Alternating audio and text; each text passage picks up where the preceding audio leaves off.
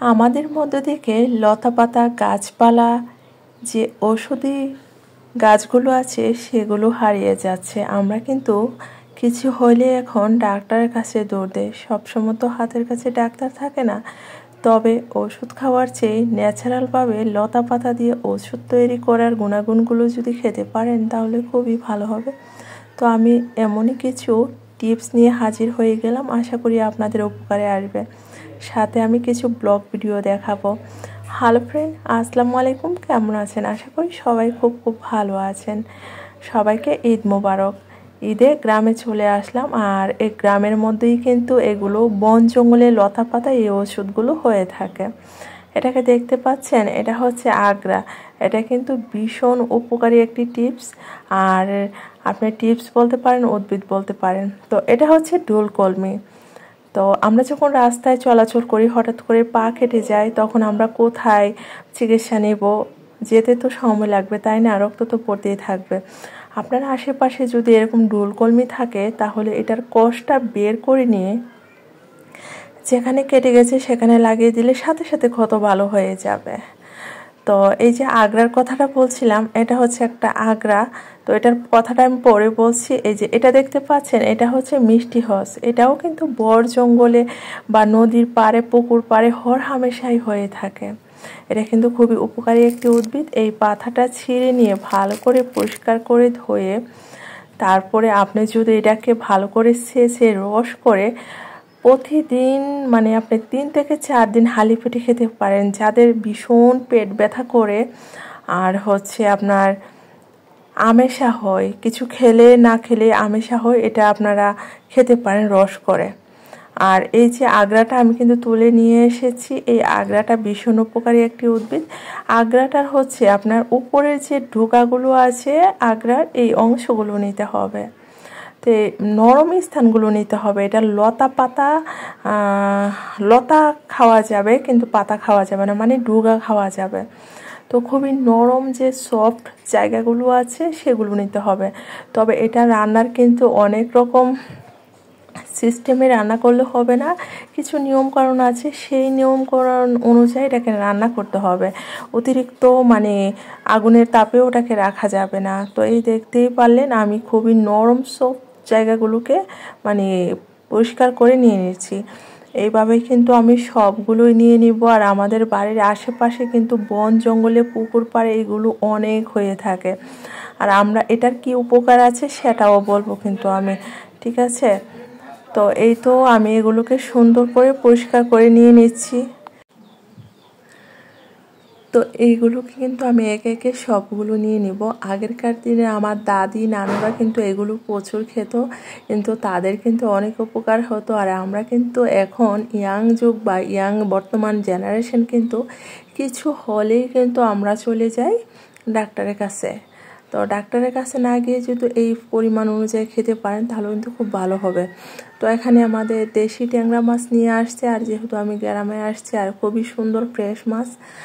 তো আমি যে পাতাটা নিয়ে এসেছি সেই পাতাটাকে এখন আমি কি করব, এই যে দেখেন কোন পাতা, ওই যে আমি মিষ্টি হচ্ছে পাতাটা নিয়ে আসছিলাম, এটাকে আমি রস করে নেব।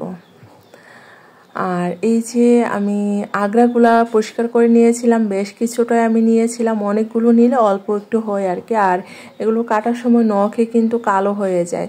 তবে এটার উপকারিতা কি অবশ্যই বলবো। তার এখানে চিকেন রান্না হচ্ছে, আর হচ্ছে ডিম সিদ্ধ করা হচ্ছে চপ তৈরি করার জন্য।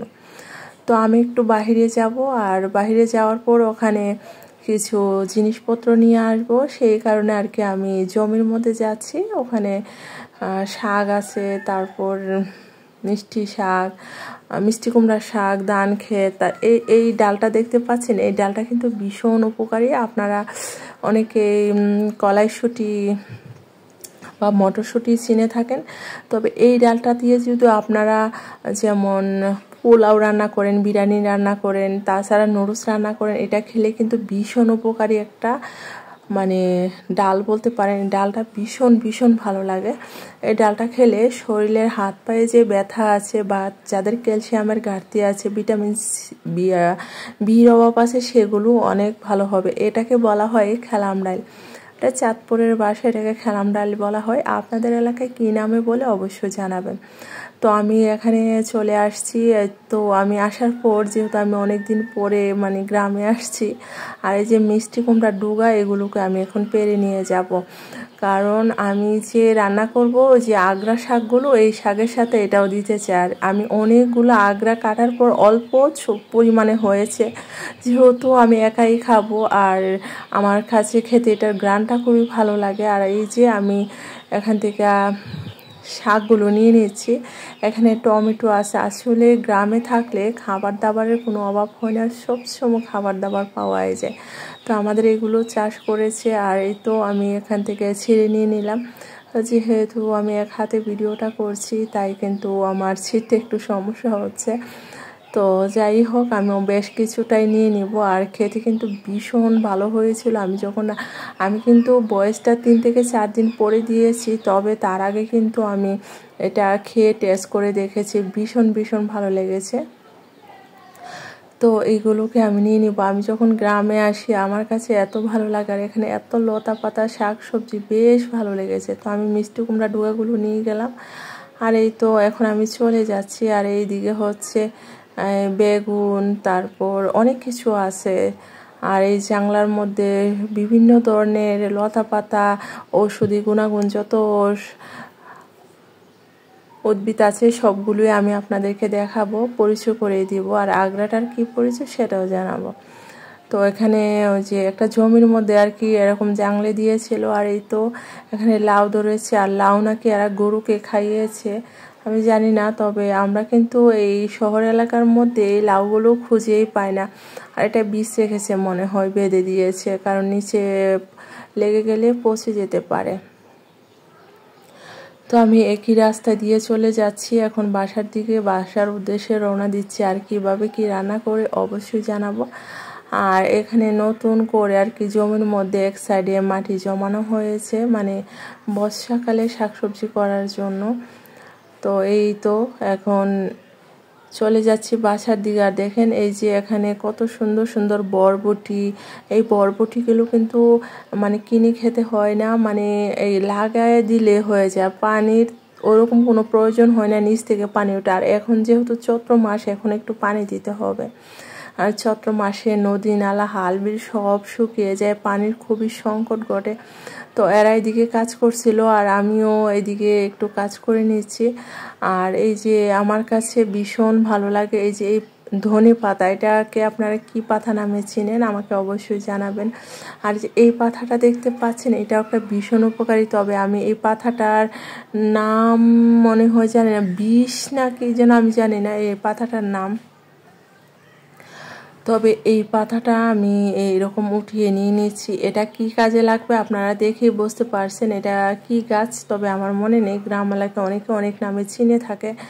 তো এই পাতাটা নিয়ে আমি বাসায় চলে আসলাম। আর এসে দেখি আমার যে রান্না করছে, আর ও কি রান্না করছে সেটাও বলবো।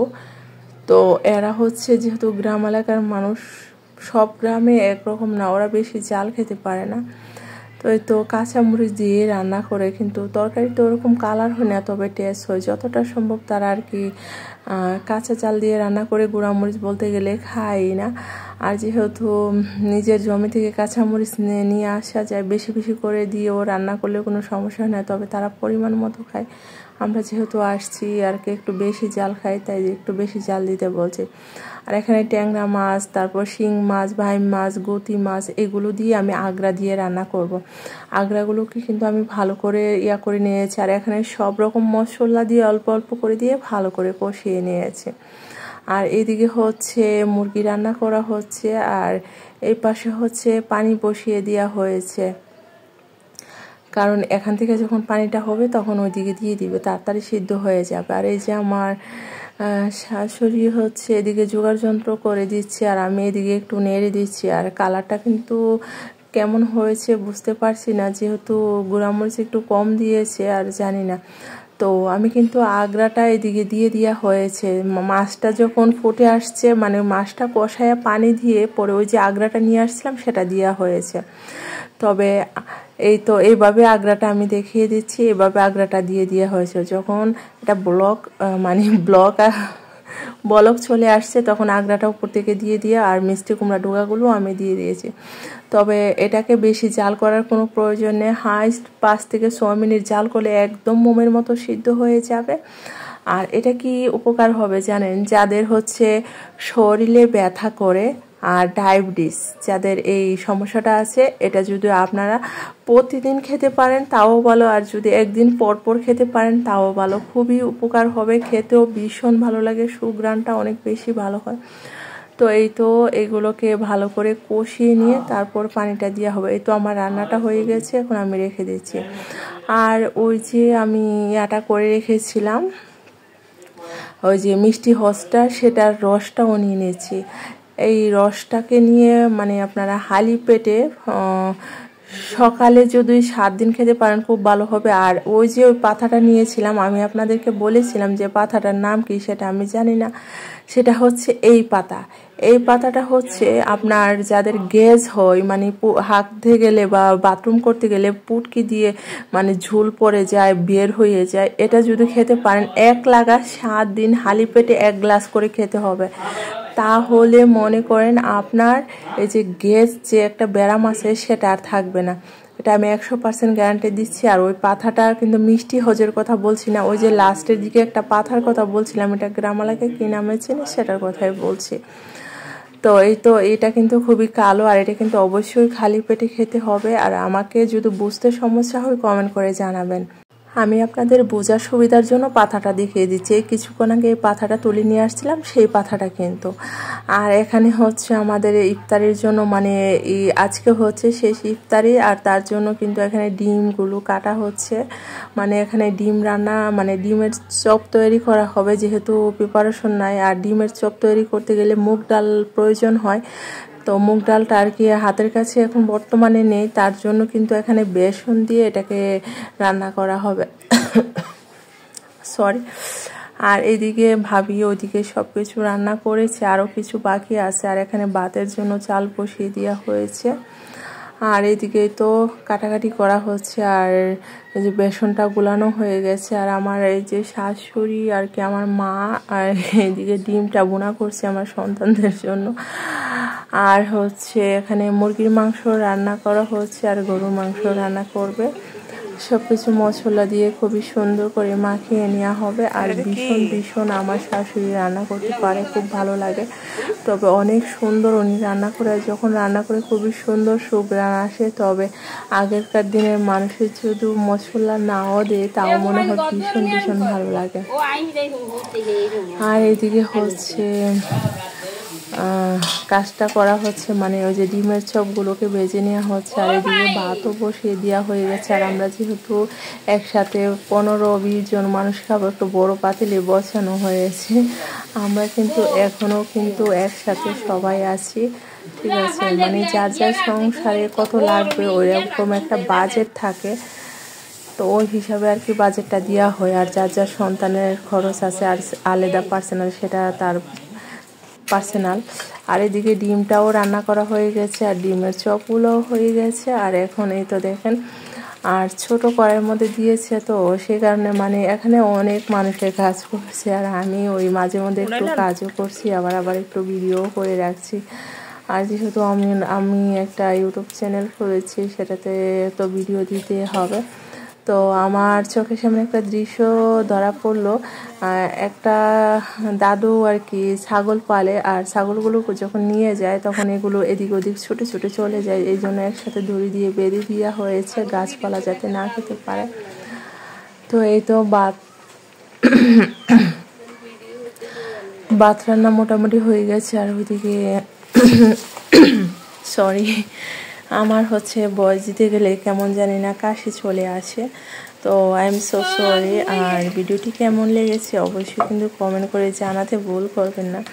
আর একটু লং করে ভিডিও করেছি, কারণ এখানে অনেকগুলো টিপস দিয়েছি, আর যে টিপসগুলো দিয়েছি আপনাদেরকে আশা করি আপনাদের খুব উপকার হবে। আর যদি উপকার হয় অবশ্যই জানাবেন, কারণ এগুলো একদম ঔষধি উদ্ভিদ, এগুলোতে কখনো কোনো ভেজাল নেই। আপনারা খেয়ে দেখতে পারেন। আমরা তো অনেক টাকা দিয়ে দেখেছি ডাক্তারকে, তো এটা খেয়ে দেখতে পারেন, কিন্তু এখানে পার্শ্ব প্রতিক্রিয়া হবে না, কারণ ক্ষতি হবে না, যেহেতু এটাতে কোনো ভেজাল নেই বা কোনো ফরমালিন নেই, এটা একদম ন্যাচারাল। তো খেয়ে দেখতে পারেন, আশা করি আপনাদের ভালো লাগবে। আর এইদিকেও তো ইফতারের জন্য ছোলা বুট, আলু, পেঁয়াজ সব নেওয়া হয়েছে। তো সবাই ভালো থাকবেন, সুস্থ থাকবেন, কেমন লেগেছে জানাবেন। আল্লাহ হাফিজ।